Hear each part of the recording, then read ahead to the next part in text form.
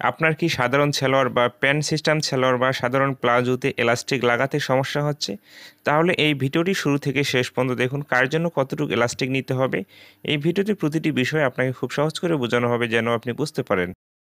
Elastic লাগানোর আগে সর্বপ্রথম আমাদেরকে যে কাজটি করে নিতে হবে, বেল্টের এই মাথায় যদি পাইট থাকে তাহলে এখানে এইভাবে মুড়িয়ে সেলাই দেওয়ার কোনো প্রয়োজন নেই। তো এই বেল্টটির মাথায় এখানে পাইট নেই, আলগা কাপড়টা এখানে একটি ভাঁজ করে সেলাই দিয়ে নিতে হবে।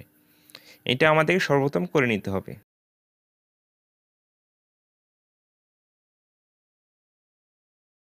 সম্পূর্ণ অংশটি এইভাবে সুন্দর করে আমাদেরকে মুড়িয়ে মুড়িয়ে সেলাইটি দিয়ে দিতে হবে। এইভাবে এতটুকু অংশ সেলাই করা কমপ্লিট হয়ে গেলে এরপরে এলাস্টিকটি আমাদেরকে নিতে হবে। এলাস্টিকটি নেওয়ার যে নিয়ম, যার জন্য আপনি এই সালোয়ারটি তৈরি করবেন, সেটা প্যান্ট সালোয়ার হোক বা সাধারণ সালোয়ার হোক বা প্লাজো হোক, তার যে কোমরের মাপ আসবে সেই মাপটির সাথে 4 ইঞ্চি যোগ করতে হবে। কত ইঞ্চি? তার কোমরের মাপের সাথে 4 ইঞ্চি যোগ করতে হবে। যে মাপটি আসবে সর্বমোট, সেই মাপটিকে 2 ভাগ করে 1 ভাগ এলাস্টিক নিতে হবে। তো সালোয়ারটা আমি যার জন্য তৈরি করতেছি তার কোমরের মাপ হচ্ছে 52 ইঞ্চি। 4 ইঞ্চি যদি আমি যোগ করি কত হচ্ছে?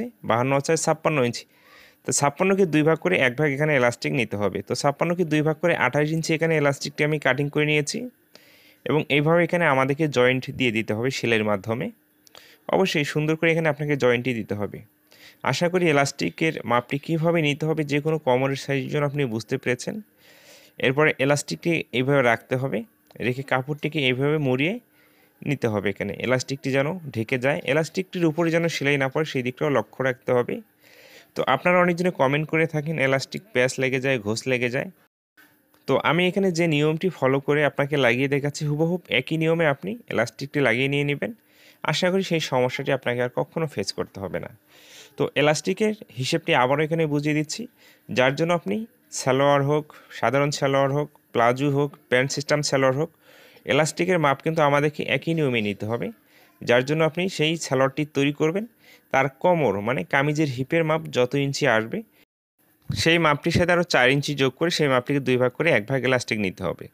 তো এখানে এলাস্টিক লাগানোর যে নিয়ম দেখুন, আমাদেরকে এতটুকু করে এলাস্টিক বসিয়ে কাপড় দিয়ে ঢেকে সেলাই করে নিতে হবে এবং এলাস্টিকটি শর্ট হয়ে গেলে এই দিক থেকে টেনে টেনে বের করে নিতে হবে। তো দেখুন এই দিক থেকে আমি কিন্তু এলাস্টিকটিকে টেনে টেনে বের করে নিচ্ছি। তো এই টেনে টেনে বের করতে যে যারা নতুন আছে তারাই কিন্তু ঘোষ বা প্যাচ লাগিয়ে ফেলে।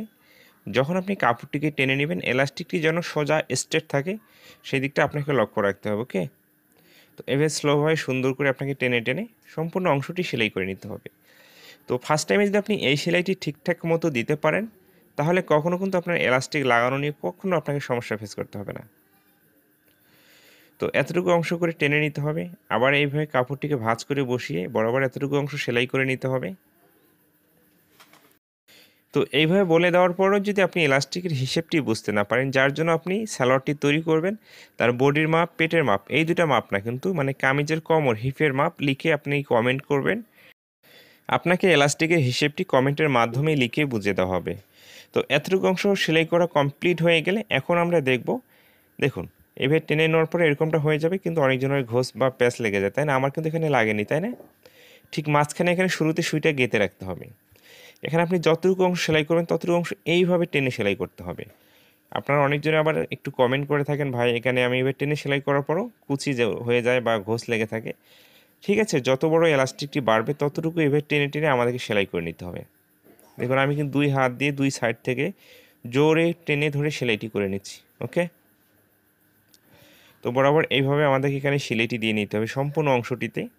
আপনি যদি আমার চ্যানেলে একেবারে নতুন হয়ে থাকেন অবশ্যই আমার চ্যানেলটিকে সাবস্ক্রাইব করে রাখবেন এবং ফেসবুক পেজ থেকে যদি এই ভিডিওটি আপনি দেখে থাকেন তাহলে পেজটিকে ফলো দিয়ে রাখবেন এবং বন্ধুদের মাঝে বেশি বেশি করে শেয়ার করবেন, তারাও যেন সঠিক হিসেবটি শিখতে পারে। ভালো থাকবেন, সুস্থ থাকবেন, নিজের প্রতি খেয়াল রাখবেন এবং এলাস্টিক লাগানোর যে এখানে দেখুন, এখানে যদি আপনার পেস লেগে যায় বা ঘোষ লেগে থাকে, এখানে এই মাথা দিয়ে এখানে আরও একটি সেলাই দিয়ে দিতে পারেন, তাহলে সেই সমস্যাটি আপনার আর কখনো হবে না। আশা করি বিষয়টি বুঝতে পেরেছেন।